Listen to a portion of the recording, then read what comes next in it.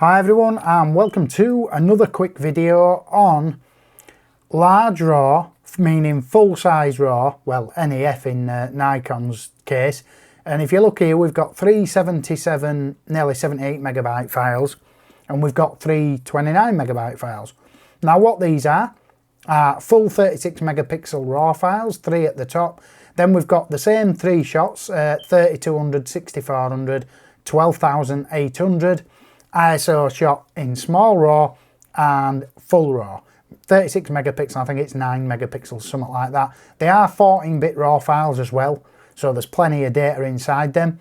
What's made me do this is because don't get me wrong, my computer can edit large 80 meg RAW files for fun. There's no problem there. There's no problem for hard drive space really. But I just don't need 36 megapixels. I didn't buy the camera for 36 megapixels from the d810. I would have been happy with 12 megapixels, 18 megapixels would have been great. But unfortunately, my D750 wasn't right, so I had to get it changed, and I've got the d810, so that's what I'm lumbered with. But I just wanted to double check that my small RAW files would look a lot better and cleaner ISO. Higher ISOs, because obviously, I mean, if you think about it, right, I mean, a lot of people already know this and I'm probably wasting my breath, but I'm sure somebody won't. When you zoom in on an image, let's put it this way, if you look at an image in Lightroom, say you've got a 28-inch screen, now I've got 32-inch, but if you look at a photograph in the middle of the screen, it doesn't look nowhere near as bad as when you zoom it into a 1:1 100% view, does it? Well, that's the same with this 36 megapixel file. When you're viewing them in Lightroom, it'll always look the same whether you look at the 36 megapixel or the small RAW. As long as you frame the shot the same, they'll look the same there. Where you will see the difference is when you zoom in 1:1. The smaller file will look a lot cleaner. Let's just go put that into practice by opening Lightroom. All these are straight out camera, by the way. I'd like to ask for a little something off you guys now, and I'm just gonna. I mean, this is just a video I put up a few hours ago. I'd like to ask you for a thumbs up when you've watched my videos. I know you don't like commenting, and many people don't comment, but if you'd just like to give us a thumbs up. I mean, I'm getting 200 views sometimes in a few hours, and I'm getting 4 thumbs up.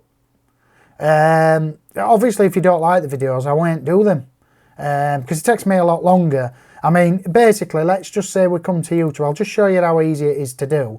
Let's just say, oh, John's D810 first look video. Let's have a look at that. Right, so you've watched it, and all you've got to do before you go is click that thumbs up there, and that's it. Oh, removed links. Let me just click that. There you go.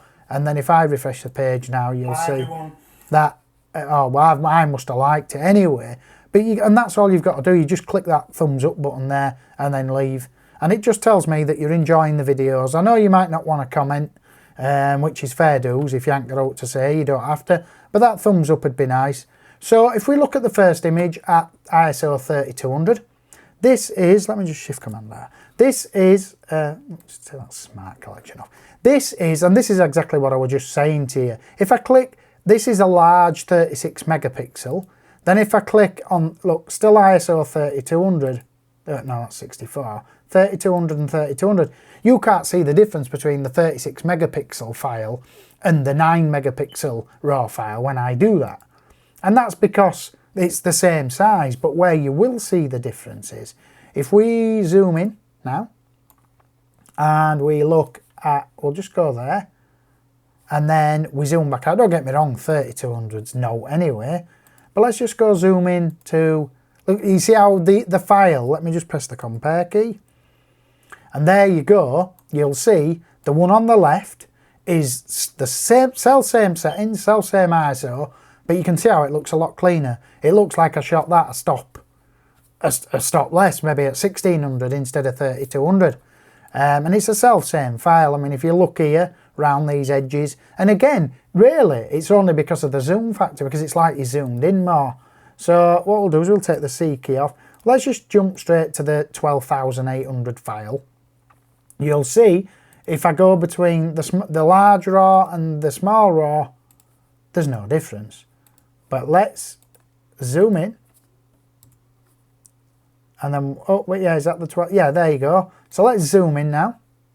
So if you look on the right hand side, look how noisy it is. Still the same file. It ain't that bad, to be honest, but I mean, 36 megapixel file, that could be, even though my idea is here is just saying, look, if you shoot smaller RAW, you get it looks cleaner, but it's officially not. It's not any cleaner at all. It's the same noise as that's got on it. It's just that it's not zoomed in as far because we shot it at 9 megapixel instead of 36, whereas this is zoomed in a lot more.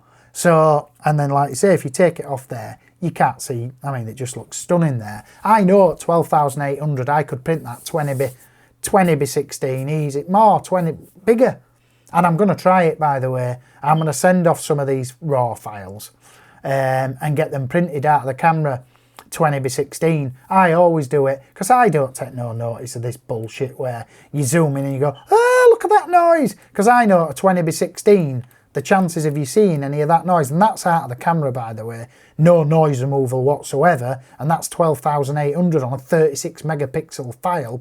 I know that to see that noise like that, or half as bad, you need to get a huge print. It'd have to be huge.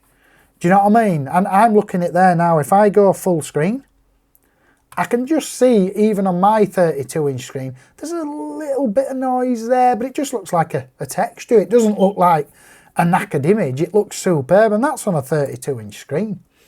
So, you know, to me, that is just breathtakingly brilliant. But I will, when I do weddings myself, shoot at small RAW, because I just don't need 36 megapixels worth of data. Maybe when I do the bridal and groom portraits, I might shoot, just quickly whap it into full-size RAW there, just in case they wanted a massive print for the wall. But I'll assure you, I won't need to.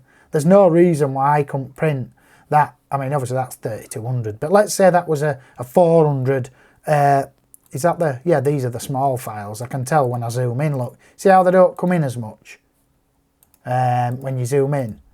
But, I mean, absolutely fine to shoot small RAW. I mean, it's been out ages for Canon, and Nikon have just introduced it recently, and I think it's a good thing, and I am going to use it because I don't need 36 megapixels of data, and you can still see, even at 9 megapixels, I've still nearly got a 30 megabyte RAW file. That's because it's 14-bit. So in there, I mean, unless you're doing a billboard print, you don't need 36 megapixels. And I know you're probably thinking, well, why did you get it, you Doylem? I got it because I got it cheap, and my D750 didn't work. It was faulty, it had that flare issue. The D750, you see, looked cleaner on the ISO. You'll see when I do the comparison, the D750 were cleaner on the ISO, but thinking about it, it was only 24 megapixels, but it still were cleaner when you went like this. When you looked at a JPEG at like 12,800, that's 12,800 36 megapixel file. When you looked at a JPEG at 12,800, it really, really was spot on from the D750. That's without zooming. Because again, zooming is just pixel peeping, and it's going to get you down if you pixel peep. Don't worry about what it looks like at 100%. Worry about what it's going to look like on a piece of paper that you're printing for your client. Or if you are going to be printing massive, massive prints, then you shouldn't be shooting at them ISOs in first place. Anyway, you should introduce lights. So like this was in my kitchen in really dark, you can see. But it was quite dark. Now, if this were a real shoot, I could have brought in 2 umbrellas and 2 flashes, and I could have shot at ISO 240 or 400 or something like that, and then it wouldn't have been, I mean, 1600 wouldn't have been a problem, but I could have gone at 400. But at weddings, we don't have that that sort of time to be setting up lights and stuff like that. And I've noticed now, since I've been doing weddings a lot longer now, I'm shying away from flash because the cameras are that good at ISO. It's just more hassle sometimes to piss around with flash. It's faster to just take pictures and get the moments. Don't get me wrong, I love flash. I think it really finishes a shot off if you get it right. But sometimes it takes a few shots to get right, and when you're getting it right, you're missing action and you're missing moments that are taking place. So it's a catch-22. Anyway, thanks for watching. Please comment and subscribe, and don't forget, please hit that thumbs button. I mean, if you don't like it, then fair dues, don't hit it, and then I won't do videos anymore, because obviously I don't want to do videos if nobody's liking them, but I'm sure they are, because they keep coming back and watching them, so they must like them. So least you can do is just click that thumbs up. Thanks for watching. Please comment and subscribe.